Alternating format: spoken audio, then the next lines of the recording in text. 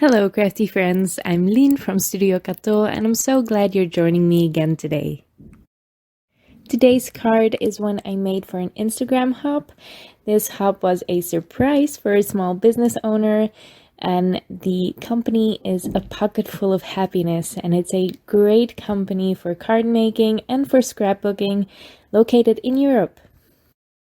And I am especially in love with their dies, so I started by die cutting this circle around cover die by A Pocket Full of Happiness from some glossy cardstock. You can use acetate, but it's harder to die cut, or you can use just regular old cardstock. I'm going to use it as a stencil for my Glitz glitter gel, and I'm using the gold today. This is by Gina Designs, and I really love these glitter gels. They have great coverage and they are so shiny. And I'm carefully pouncing that on with a blending tool. This is one of those foam blending tools that no one really uses anymore. It's just a regular one, not domed or anything like that. And I just pounce that on, and then once it's pounced on, the stencil sticks better to the cardstock, so you can be a little bit rougher with it. Now this is just paper, so it's not the perfect stencil. So I did get a couple of spots where the glitter gel seeped underneath the cardstock. But I scraped most of those away. If you do it quickly, you can still remove some of that glitter gel. If you let it dry though, it's on there forever. It's a really sturdy product. If you get it on your palette knife or on a blending foam, you better clean that immediately once you're done. Otherwise, it's not coming off anymore.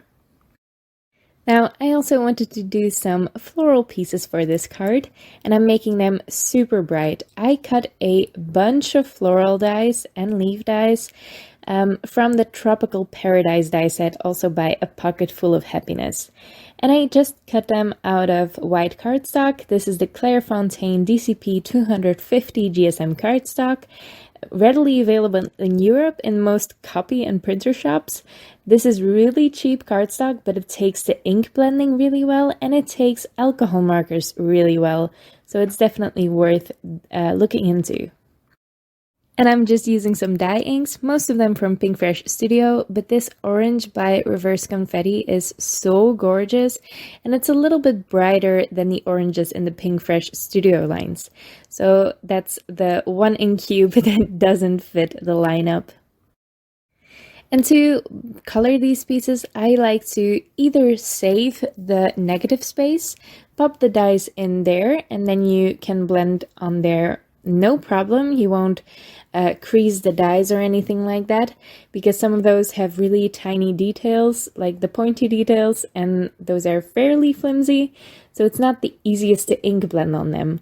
Or you can, like I'm doing here, put them onto a piece of sticky tape. Just any painter's tape, purple tape works well. I just leave it sticky side up on my work surface and then tape it down on both ends so it doesn't shift around. This is a really easy way to keep those dies in place while you do your ink blending. And if most of the die cut is on the tape, you won't end up with creased pine needles or anything like that. I'm not sure what these leaves are. Maybe they're just ferns. I'm not too well versed in the botanical stuff. But yeah, you can just ink blend over them and not have to worry about ruining your die cuts. Now for my sentiment, I also used a die set by A Pocket Full of Happiness. This is the Hello die set, and it cuts out a base layer, and then it has this die that cuts out an outline and a scripty word die. And I just used the base layer and cut that 3 times out of black cardstock, layered those together. And I also used the scripty word, and I cut that also 3 times out of black cardstock and once from gold cardstock. And I layered all of those on top of each other with Barely Art Precision Craft glue. To put this card together, I die cut a rectangle out of that stenciled background, and that leaves me with a nice wide margin all the way around. And I propped that stenciled background up on some foam tape. I think I used 2 layers of foam tape for extra dimension. Usually I use thick pieces of cardstock to layer behind that, but I was running out of time. So this is why I used the foam tape today. And then I can put all of the pieces in place. For once, I didn't arrange them beforehand before I started gluing things on. I just went with the flow. It was really simple to put together. I just did whatever felt right, and it turned out beautiful in the end. I'm never gluing these dies completely down. I always put glue down on just one spot of the die cut, and that makes it so that they flare up a little bit on the edges, and that gives a nice dimension and movement to your card as well. I glued the sentiment on top, and then it's time for a matching envelope. I just made one out of black cardstock, and I'm adhering that together with a Barely Art Precision Craft glue. The envelope design for this was super simple because I had 1 flower die cut left over, so I'm just gluing that on in the bottom left corner. Just popping in that inside piece, and then the envelope and the card are finished. I really love the bright colors on that black cardstock.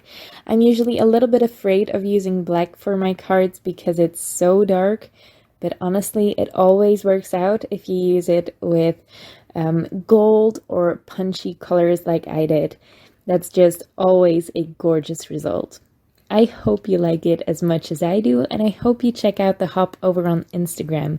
Just start on my Instagram, which is linked down in the description below, and you can hop along with all the beautiful creations there.